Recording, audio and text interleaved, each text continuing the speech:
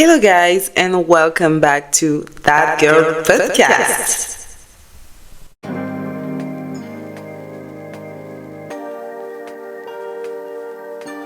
Hello, j'espère que tu vas bien. Bienvenue dans ce nouvel épisode de That Girl Podcast, la bulle zen où on se parle de tout en toute honnêteté et sans ligne directive particulière. Alors, je m'appelle Lydiane, pour ceux et celles qui ne me connaîtraient pas et qui seraient nouveaux par ici. Et j'aurai le plaisir de débattre avec vous sur le sujet du jour, qui, comme vous l'aurez lu au titre, sera assez passionnant. Comme tous les autres d'ailleurs, je suis une personne naturellement passionnante. Alors, de quoi on va parler aujourd'hui à votre avis? Roulement de tambour, les fameuses applications de rencontres. Et franchement, cet épisode, il va être un peu compliqué. Parce que j'essaie à chaque fois de ne pas avoir un avis tranché, parce que j'aime bien les conversations où on a des points de vue différents et des approches nuancées. Ça va être un peu difficile sur le sujet des dating apps, mais on va quand même essayer de savoir si les rencontres virtuelles facilitent-elles vraiment l'amour ou si plutôt elles le compliquent. Alors déjà, pour les plus chanceux d'entre nous qui ont trouvé l'amour au premier regard, au détour d'une ruelle, un jour d'été, et avec les oiseaux qui chantaient en fond, ou dans les couloirs du collège, vous êtes vraiment chanceux, bande de cons, ok? Je vous le dis. Non, je rigole, je vous adore. C'est quoi une application de rencontre? Alors, je vais vous la faire rapide. C'est le repère des âmes démoniaques. Mais non, je rigole. Ou pas. Bref, selon notre ami Wiki, on désigne par site ou application de rencontre un site web ou une application mobile qui permet aux individus d'échanger et ou de se rencontrer afin de développer une relation plus ou moins longue, de nature sentimentale, érotique ou amicale par le biais de la messagerie texte et de chats. Ça fonctionne comme un marché en fait. C'est un espace qui permet de prospecter et de se vendre, de trouver quelqu'un avec qui développer une relation. Et on peut publier des photos, des vidéos, donner un aperçu de ses hobbies, de ce qu'on recherche, mais aussi de ce qu'on ne veut pas. Alors dans l'idée, c'est un concept génial, on va pas se mentir. D'abord au niveau de l'accessibilité et la diversité. Les applis de rencontre, c'est comme une brocante géante. Il y a de tout et à tous les prix. On peut discuter avec des personnes de tous horizons, de toutes zones géographiques. Et ce que je trouve hyper intéressant, c'est vraiment le fait qu'on rencontre des personnes hors de son cercle social.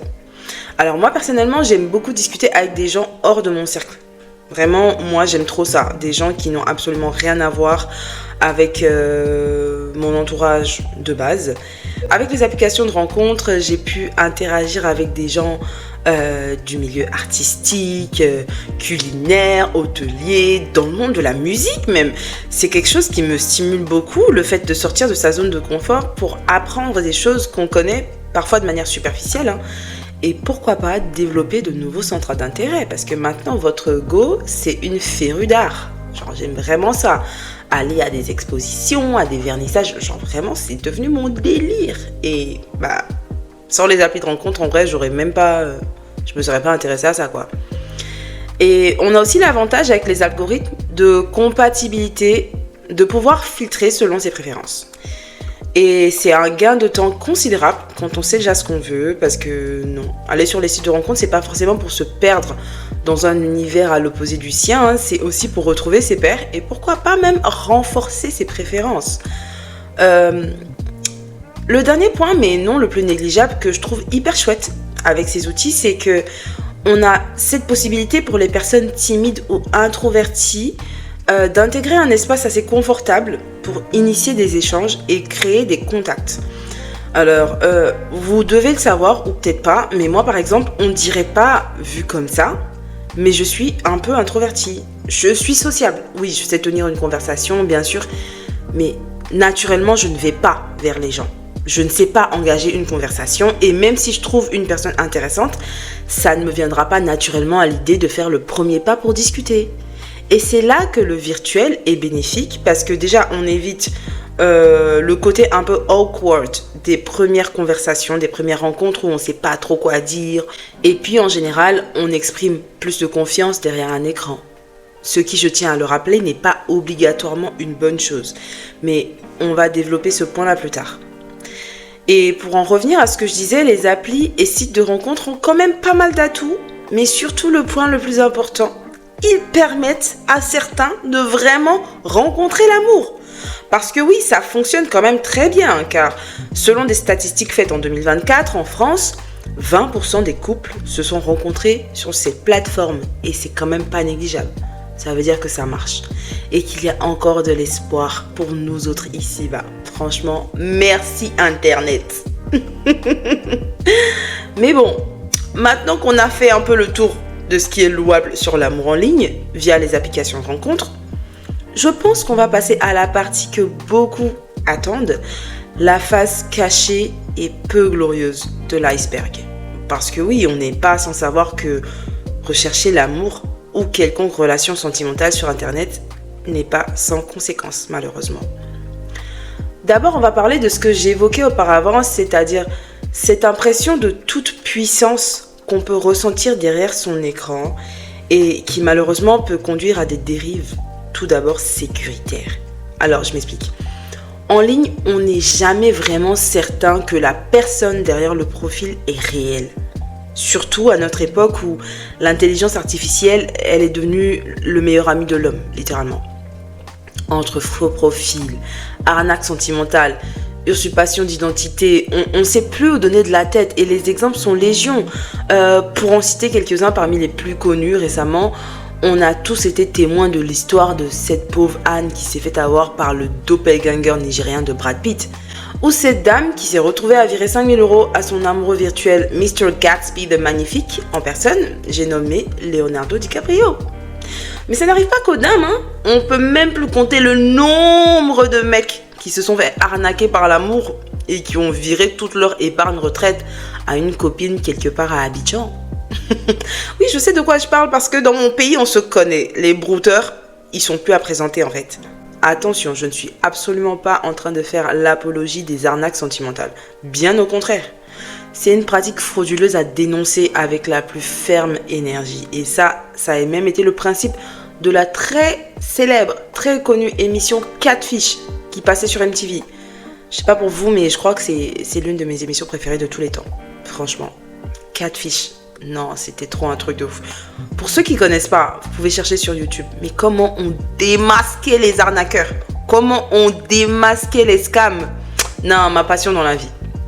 Enfin voilà, ceci pour vous dire qu'il est plus important de redoubler de vigilance quand on entretient une relation virtuelle, quitte à signaler le profil quand on sent que quelque chose cloche.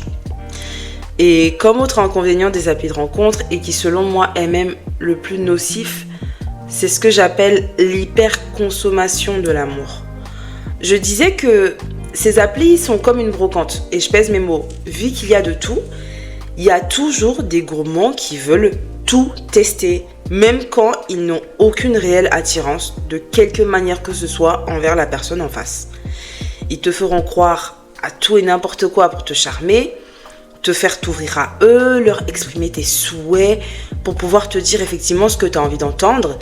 Et une fois que tu tombes dans le trou du lapin, c'est fini pour toi. Et ainsi de suite, on passe d'une conquête à une autre, comme si on changeait de chaîne à la télé ou qu'on tournait les pages d'un livre en fait. Et la société actuelle, moi je trouve, elle est gangrénée par le zapping amoureux, tout simplement. On prend plus le temps d'apprendre à être vrai, pour commencer. Ensuite, apprendre à se connaître, à construire quelque chose, avant de se lancer dans une relation intime ou sentimentale. Et ce que cela va entraîner sur le long terme, c'est une véritable difficulté à s'engager. Parce que moi, je suis convaincue, je suis persuadée, je peux mettre ma main au feu ou dans un trou de crotal, que plus de 50% des personnes sur les applications de rencontres ont une peur bleue de l'engagement. Même pas parce que s'engager, ça fait hyper peur, ou que c'est un aller sans retour, mais parce qu'on se dit, ok, j'ai rencontré cette personne, elle est géniale, je l'aime bien, mais et si je pouvais trouver mieux en continuant de swiper? Parce que ça peut arriver de se tromper dans la vie. Ou alors, bon, c'est pas trop mon style, mais je me lance et on verra. De toute façon, si ça fonctionne pas, j'ai juste à supprimer le match et je repars à la chasse. Parce que c'est aussi ça, en fait, les signes de rencontre. C'est un peu le game, en fait. On a une réelle gamification de l'amour. C'est devenu un jeu, pour certains, d'avoir mille et une conquêtes et de naviguer d'appli en appli pour collectionner les meufs et se vanter dans le groupe WhatsApp des potes ou des copines. Et je parle comme ça, mais ne pensez absolument pas que je juge, parce que moi aussi, j'avoue que j'ai un peu fait partie de ces lascars. Et j'en suis pas fière. Je demande pardon, vraiment. Je demande pardon à la population. Prenez-moi comme une petite sœur. Alors, le dernier aspect négatif que je vais évoquer, ce sont vraiment les effets psychologiques de l'amour numérique. Pour l'avoir vécu moi-même, à force de fournir tous ces efforts, parce que oui, c'est un vrai taf d'entretenir la flamme d'une relation, même virtuelle, on finit par tomber dans une fatigue émotionnelle liée au swipe. Je vais essayer de paraphraser un peu. Vous savez, quand vous êtes sur TikTok, que vous commencez à liker 2-3 vidéos et que l'algorithme commence à comprendre vos préférences, et il vous balance que ça. Et vous swipez, vous likez, vous swipez, et ainsi de suite. Puis, pendant un moment, vous décidez de poser votre téléphone et vous vous rendez compte qu'il y a 2 heures qui sont passées où vous n'avez littéralement rien foutu d'autre. C'est tout ce que vous avez fait. Et pourtant, le lendemain, vous recommencez parce que votre cerveau n'a rien retenu du temps perdu de la veille et que c'est devenu presque un réflexe pour vous de perdre du temps. C'est un peu pareil sur les applis. Parfois, on n'a juste rien à faire sur les applis de rencontre parce qu'on a déjà testé, ça a foiré. Mais par réflexe, ou plus tristement par désespoir et par peur de la solitude, on retombe dans le trou du lapin pour subir à nouveau les mêmes foutaises qu'avant. Et on se retrouve avec des gens complètement perdus émotionnellement, heurtés dans leur âme, qui ne font que raviver des blessures ou grossir leur ego au lieu de vraiment se remettre en question sur la portée de leurs actions. Je pense aussi que l'hyperconsommation des relations en ligne fait naître un véritable sentiment de superficialité ou de rejet. On n'a plus la valeur de l'amour. Vraiment, faut pas qu'on se mente. Il n'y a plus la valeur de l'amour. D'abord, c'est devenu un commerce pour tous ces manias de la finance qui ont compris que l'amour, ça fait vendre, que ça soit sincère ou pas. Ensuite, les applis de rencontre, c'est une véritable caverne d'Ali Baba pour les pervers narcissiques et autres déchets humains qui vivent au milieu de nous. Et ils sont très nombreux, plus nombreux que ce que vous croyez. Ils n'ont qu'à se créer un profil, ajouter des photos relationship friendly, parler un français clair et limpide et attendre. C'est tout. Je pourrais faire tout un épisode sur le ghosting, mais je pense que vous savez un peu de quoi je parle. Cette rapidité que les gens ont à disparaître après avoir fait naître des sentiments chez l'autre et passer à autre chose comme si rien n'avait jamais existé. Il y aura forcément une victime qui va tomber dans le panneau. Et c'est dommage parce que moi, par exemple, je suis une éternelle amoureuse de l'amour.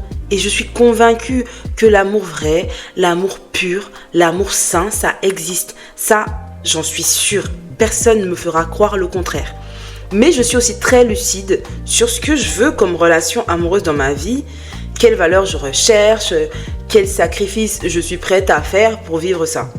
Cela n'empêche que j'ai aussi pu me casser la gueule pas mal de fois. Parce que non, avoir les plus belles intentions, ça suffit pas et ça compte absolument pas quand on recherche l'amour sur Internet. You have to stay awake. Alors, en tant que vétérante, ça me fait rire de dire ça, en tant que vétérante des applis de rencontre, qu'est-ce que je peux conseiller quand on décide de se lancer dans l'aventure de l'amour en ligne? Tout d'abord, je pense que le plus important, c'est vraiment de définir soi-même ce qu'on recherche. Vraiment. And stick to it. Est-ce que je recherche une relation sérieuse? Est-ce que je recherche un plan cul? Est-ce que je recherche un collaborateur, je sais pas, d'affaires? Même si je sais pas ce que tu fais sur les applis de rencontre, il y a LinkedIn pour ça.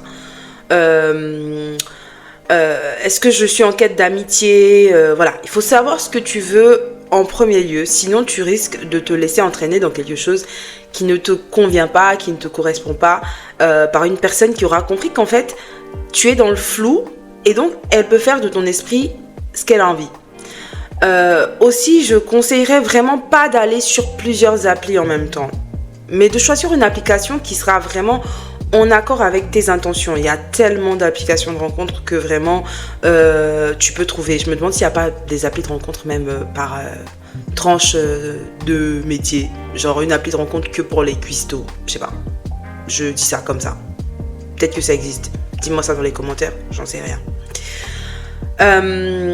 Donc je disais choisir une application qui sera vraiment en accord avec tes intentions. Ici on est là pour déconstruire cette notion de papillonnage. De je vais voir à droite à gauche simplement parce que il y a du choix et tout ça. Bon, après tu fais ce que tu veux. Tu fais ce que tu veux de tes fesses. Chérie, ça n'engage que toi. Et si ça te fait plaisir, on est avec toi. Ensuite, je te conseillerais la patience. C'est-à-dire de prendre ton temps pour connaître la personne en face. Ne pas te laisser entraîner par quelqu'un qui veut tout de suite. Surtout si tu es de nature plus réservée et que la personne en face est très entreprenante. Parce que c'est ça le truc des fois, c'est que tu vas tomber sur une personne qui est très contrôlante, qui veut prendre les devants, alors que toi tu es beaucoup plus sur la réserve, tu es beaucoup plus en train de chercher encore ce que tu veux. Et si tu tombes dans ce cas-là, je te conseille vraiment pas de te laisser avaler par cette personne, de te laisser gober. Il faut rester sur tes appuis et si t'as pas envie d'aller vite, bah tu restes dans ton truc, tu prends ton temps, tu restes dans ta patience. C'est très facile de se laisser entraîner dans la frénésie des échanges avec une personne qui n'est pas forcément bien intentionnée et une personne malveillante peut en profiter pour faire du love bombing. C'est-à-dire littéralement te bombarder d'amour au bout de 3 discussions et c'est même pas une blague. Sur l'épisode des 30 ans, je vous avais dit que j'étais en train de rompre avec mon ex. Il faut savoir que ce texte-là, il m'a demandé au bout de 2 conversations si on se marie, est-ce que j'allais déménager dans son pays. Bref. Toi, t'as une story time sur YouTube, je te le dis directement. Donc restez connectés. N'hésitez pas à venir me suivre sur ma chaîne YouTube parce que j'ai beaucoup de choses à dire concernant les applications de rencontres. Il y a 2-3 vidéos qui arrivent, donc vraiment, je vous conseille de vous abonner et surtout d'activer la cloche de notification. Donc, on revient à notre sujet. Ce gars m'a demandé au bout de 2 conversations si j'étais capable de déménager avec lui dans son pays. Oui, j'ai dit oui parce qu'on va pas se mentir, je ferais n'importe quoi pour fuir la France de Macron. Mais c'est un exemple pour vous montrer que ça existe, malheureusement. Et cela étant dit, ça ne garantit rien parce qu'un pervers narcissique saura se montrer très patient pour arriver à ses fins. Et pour ce faire, il saura te dire ce que tu veux entendre, même au bout d'un certain temps. N'empêche, il faut toujours rester sur ses gardes, garder une part de lucidité, peu importe l'intensité des échanges. Faut pas non plus perdre la tête. Il faut toujours garder un peu de lucidité. Même un chouïa, ça peut être pas mal. Et je te dirais aussi de faire attention aux informations que tu partages en ligne. Surtout avec tout ce que j'ai pu lister au niveau des arnaques. Ne pas donner ton adresse, par exemple. Où est-ce que tu vis? Tu donnes ta ville, tu donnes ton département, tu donnes ta région, tu donnes, ton code postal, mais tu donnes jamais ton adresse. Dire exactement où tu travailles, ou parler de la maison de vacances de tes parents, du restaurant où tu vas dîner tous les vendredis, etc. Ne pas tout de suite se mettre à étaler sa vie, quoi, en fait. Garde en tête que jusqu'à preuve du contraire, tant que tu n'as pas rencontré ce mec ou cette meuf, tu n'as aucune idée de qui se trouve réellement derrière ce compte. Et si ça se trouve, c'est ton petit cousin qui te fait une blague. Ou ton ex toxique qui veut vérifier si tu es toujours aussi conne. Partage de manière mesurée. Garde un peu de mystère, même je dirais. Et ce, même si l'autre en face insiste. Ouais, mais tu peux me dire, ouais, mais je peux pas te dire en fait. J'ai pas envie de te dire, donc ne me force pas. Tu as le droit de mettre des barrières, autant que tu veux, et la bonne personne saura respecter tes barrières. Enfin, le conseil que je donnerais à toutes mes girls et à tous mes boys qui en ont un peu marre de se faire prendre, puis se faire jeter sans explication dans ce tourbillon d'amour virtuel, c'est de savoir dire stop et se déconnecter quand ça devient difficile à gérer. Je reviens à la comparaison avec TikTok. Parfois, à un moment, on sature. En fait. Et le mieux, c'est juste de faire un break. Attention, je ne dis pas de ghoster. On ne fait pas aux autres ce qu'on n'aimerait pas qu'on nous fasse. Mais je parle d'expliquer à la personne en face qu'on n'est plus intéressé, par exemple. Ou que notre état émotionnel actuel fait qu'on n'est pas forcément prêt à poursuivre les échanges. Apprenons à être des adultes matures et sains, bordel de merde. Enfin... Je trouve que c'est un très grand signe de maturité émotionnelle que de pouvoir reconnaître qu'on gère mal, qu'on ne se retrouve plus dans la relation et qu'on a besoin de faire une pause ou simplement d'arrêter. Pas partir comme un lâche quand les choses commencent à devenir trop sérieuses. De toute façon, vous me connaissez, avec le temps, je cautionne très mal, mais très mal, les personnes émotionnellement immatures, alors que je fais mon possible pour être droite dans mes baskets. Bien évidemment, ça n'empêche pas que parfois certains méritent juste qu'on les laisse en vue, mais toujours rester la personne éduquée, peu importe la situation. Parce que ma maman m'a appris que peu importe ce qui se passe dans cette chaîne de vie, non, elle n'a pas dit chaîne de vie, mais vous avez compris, garde la raison. Et si pour ce faire, il faut dire stop, je ne peux que t'encourager à dire stop et revenir à des bases plus saines et plus ancrées dans la vie, comme juste sortir et rencontrer des gens dans le vrai monde, en fait. Alors, quelle est ma conclusion à tout ça et qu'est-ce que je pense vraiment des applications et sites de rencontres ? Ça va vous sembler étrange, mais j'en pense vraiment rien en fait. J'en pense rien, ni mal ni bien, parce que ça fonctionne pour certains et pas pour d'autres. C'est à chacun de se faire sa propre idée de la chose. Moi en tout cas j'ai testé et je sais que ma moitié, mon cher et tendre, je sais qu'il n'est pas là-bas, c'est tout. Fin du suspense. Alors nous arrivons à la fin de cet épisode, j'espère qu'il t'a plu, j'espère que tu auras appris des choses sur les applications de rencontres si tu ne connaissais pas. Et même si tu connaissais, que ça t'en aura appris plus que ce que tu savais. C'est un sujet que je voulais aborder depuis longtemps et je suis contente d'avoir pu en parler ici avec toi qui m'écoutes. N'hésite pas à partager cet épisode à une personne qui tu penses pourrait être intéressée, à me laisser un 5 étoiles depuis là où tu m'écoutes ou un petit like, à venir me follow sur mon Instagram thatgirl.pod ou sur mon Instagram personnel Lizone où je partage un peu plus de ma vie et de ma personnalité très attachante. Si tu veux qu'on apprenne à mieux se connaître, amicalement bien sûr. Je suis pas en train de te draguer, pas du tout.